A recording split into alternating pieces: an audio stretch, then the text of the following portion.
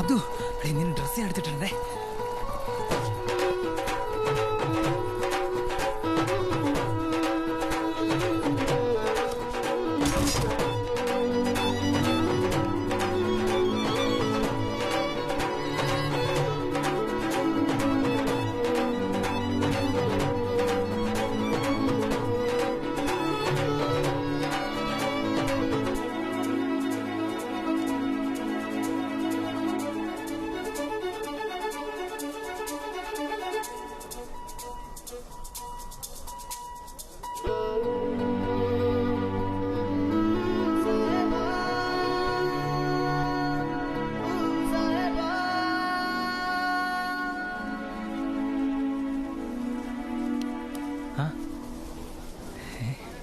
ആ ചേച്ചീനെ നോക്കി ഇറങ്ങിയതല്ലേ?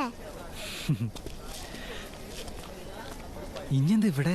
അമ്മ SN കോളേജിലെ പ്രൊഫസറാ, ഓൺ ഡ്യൂട്ടിയാ.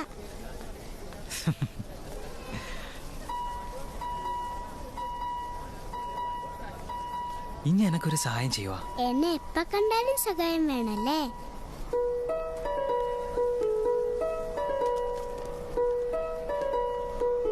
ദാ.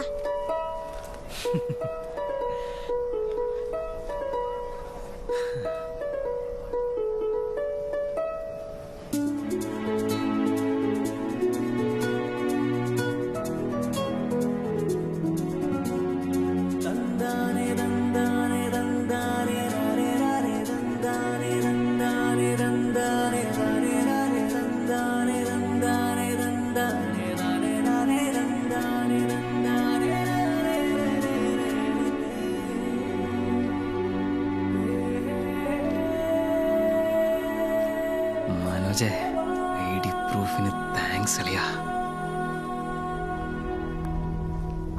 ആയിഷ, റിഹേഴ്സൽ തുടങ്ങാട്ടാ.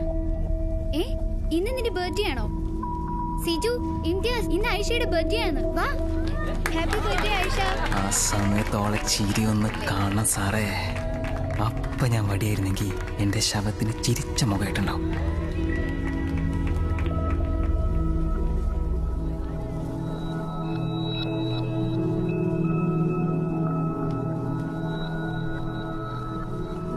ആയിഷ എന്നെ കണ്ടു. ഓൾ ആദ്യത്തെ നോട്ടം.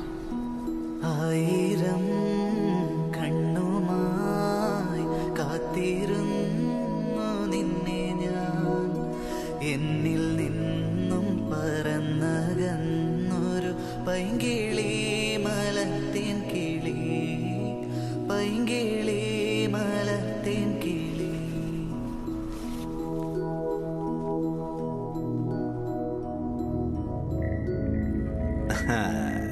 തട്ടം നിനക്കൊരു വീക്ക്നെസ് അല്ലേ?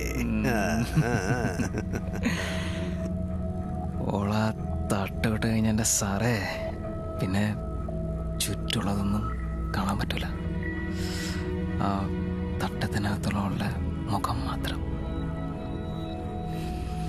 എന്റെ ഓർമ്മയിൽ പൂത്തു നിന്നൊരു മഞ്ഞ മന്ദാരമേ, എന്നിൽ നിന്നും പറന്നു പോയൊരു ജീവചൈതന്യമേ. വിനോദ്, എൻ്റെ പേരെങ്ങനെ അറിയാം? സൽമ പറഞ്ഞറിയാം. ആരാ സൽമ? മുസ്തഫയുടെ വൈഫ്, എൻ്റെ ഫ്രണ്ടിൻ്റെ സിസ്റ്റർ. ഓ, അവരുടെ കല്യാണത്തിനല്ലേ ഇയാൾ എന്നെ ഇടിച്ചിട്ടത്. സൽമ എല്ലാം പറഞ്ഞു. വെഡിങ് ആൽബത്തിൽ ആളെയും കാണിച്ചു തന്നു. ഐ എം സോറി എന്ന് മാത്രം എഴുതി വെച്ചിട്ട് പോയാ ആളെ കണ്ടുപിടിക്കാൻ പറ്റില്ല എന്ന് വിചാരിച്ചോ? എൻ്റെ ബർത്ത്ഡേ എങ്ങനെ അറിയാം?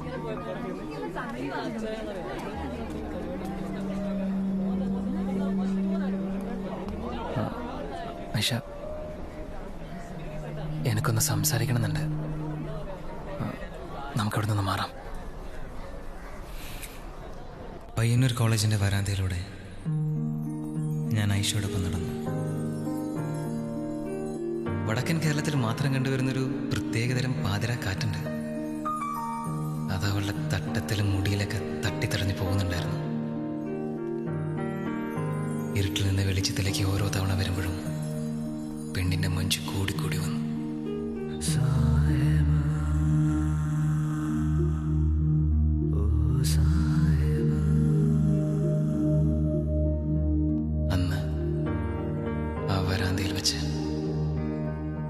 മനസ്സിലുറപ്പിച്ചു. മറ്റൊരുത്തിനെ ഇവള് വിട്ടുകൊടുക്കൂല. ഈ ഉമ്മച്ചിക്കുട്ടി ഇവളെന്റെയാണ്. ഓ സാഹിബ, പറയാനുണ്ടെന്ന് പറഞ്ഞിട്ട് ഒന്നും പറഞ്ഞില്ല. ഒന്നുമില്ല. അപ്പൊ ഞാൻ പോട്ടെ.